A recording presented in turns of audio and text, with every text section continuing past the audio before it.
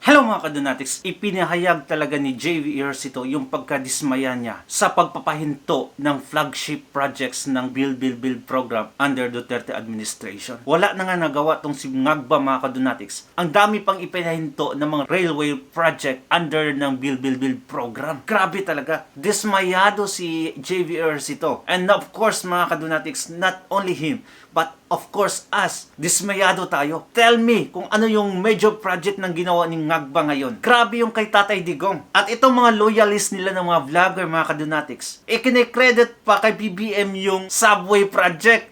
Oh no!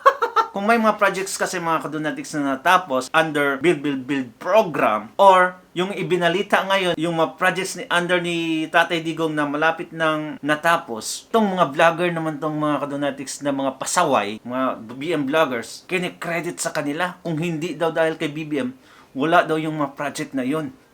Ay nako, sarap talaga untugin yung mga to. Anyway mga kadonatics, panoorin natin yung video ni JV Ejercito. Disbayado si Senador JV Ejercito sa pagkakabinbin ng mga malalaking railway projects sa ilalim ng Administrasyong Marcos na anyay nagpapabagal sa pagsulong ng bansa at pagsasakatuparan ng mga proyektong nasimulan sa Build program ni dating Pangulong Rodrigo Duterte. Grabe talaga, no? Sobrang talaga si BBM mga kadonatics. Ito ang balita. Ayon kay Senador JV Ejercito, tila nabalam at napabayaan ang mga malalaking infrastructure project na isinusulong Kasayang talaga, oh. Ay nako. sa ilalim ng Build program ng Administrasyong Duterte. Partikular na ang South Long Haul Railway patungong Bicol at ang Mindanao Railway System. Sa isang press briefing, sinabi niya na kung mabibigyan ng pagkakataon ay ipapaabot niya mismo kay Pangulong Ferdinand Marcos Jr. ang kanyang pagkadismaya sa usad-pagong na implementasyon ng mga proyektong ito. Naubos kasi sa korupsyon mga kadonatics ang pera ng taong bayan. Ha? Kung hindi sa ayuda kuno, naubos sa korupsyon. Biruin mo isang congressman ka lang pero bilyonaryo ka. How? Paano ka naging bilyonaryo?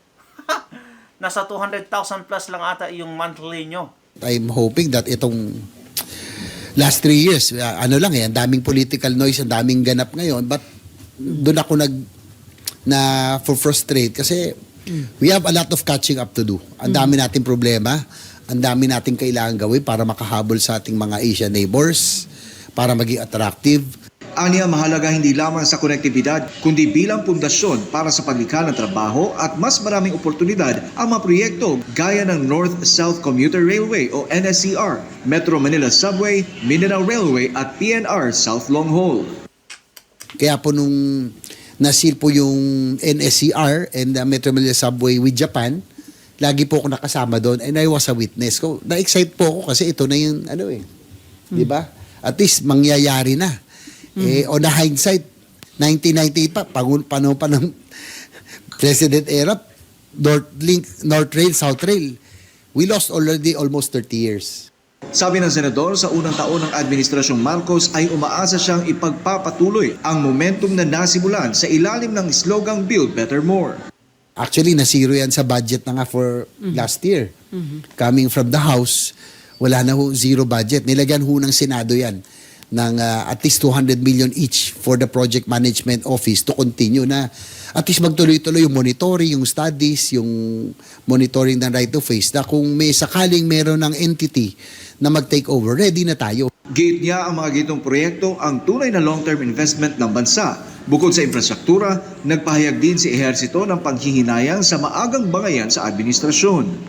Ang aga ng bangayan sa administrasyon na ito, 1.5 years, 2 years, nagsimula na ang bangayan.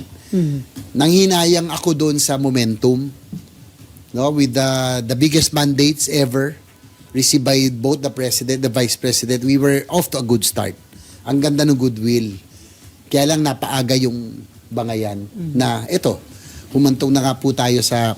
Paano kasi itong si Lisanas at si Romualdez mga kadonatics, napaka-ambisyosa talaga. Ambisyoso. Grabe. At ito namang si BBM, napaka-weak na leader, Ngagba pa talaga, walang magawa. Ikaw na mismo nagsabi na ayaw makinig ng mga cabinet members sa iyo. ayaw maniwala. Kaya naantala na yung mga projects. What the?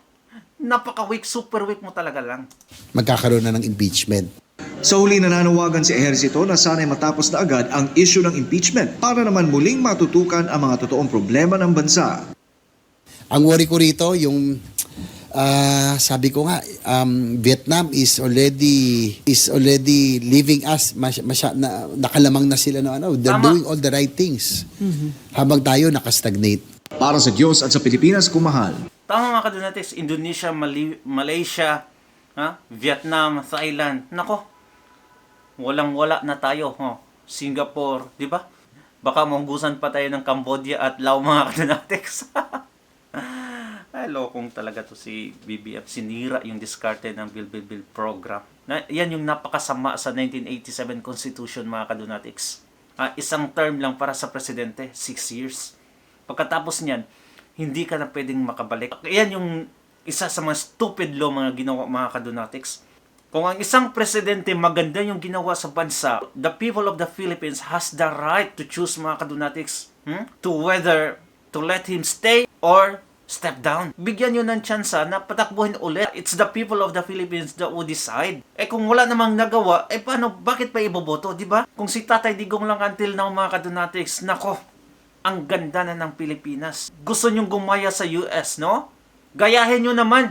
4 years, multiple times makatakbo as a president. Di ba? I think the one is okay. Pero sa atin, ay nako naman yung 1987 Constitution. Dapat amyendahan na talaga yan. Nakakaumay na mga kadonatics. Natatandaan nyo ba ito mga kadonatics? Yung isang araw, nung nag-araro na driver mga kadonatics na nakapatay ng 3, isang ina at 3 buwan na anak, napatay niya mga kadonatics at maraming mga injured. Mainit-init na balita, nagpositibo sa iligal na droga ang driver ng truck na nang-araro ng 5 sasakyan sa Batasan San Mateo Road sa Quezon City noong nakaraang Miyerkules.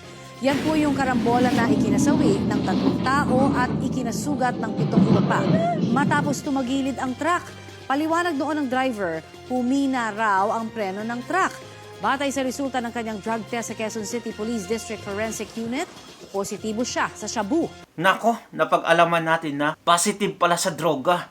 Nawalan daw siya ng control sa manobela mga kadonatics. Akala ko ba ang droga, sabi ni Marbil, ang chief PNP mga kadonatics nakaka-graduate lang, okay lang magdroga pampahaba ng oras para hindi makatulog sa trabaho. Bakit nakatulog yung nagdroga?